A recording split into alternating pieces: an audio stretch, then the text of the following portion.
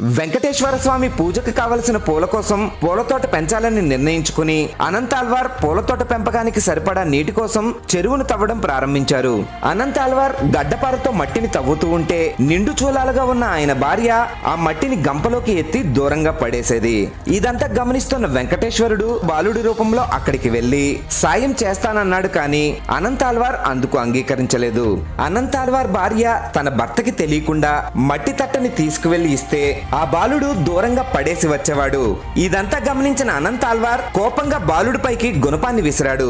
గుణపం గడ్డానికి తగిలిన బాలుడు ఆనంద నిలయంలోకి వెళ్లి మాయమైపోయాడు. శ్రీవారి విగ్రహానికి గడ్డం నుండి రక్తం కారడంతో అనంతాల్వార్ తన తప్పు తెలుసుకుని తనని క్షమించమంటూ శ్రీవారిని వేడుకున్నాడు.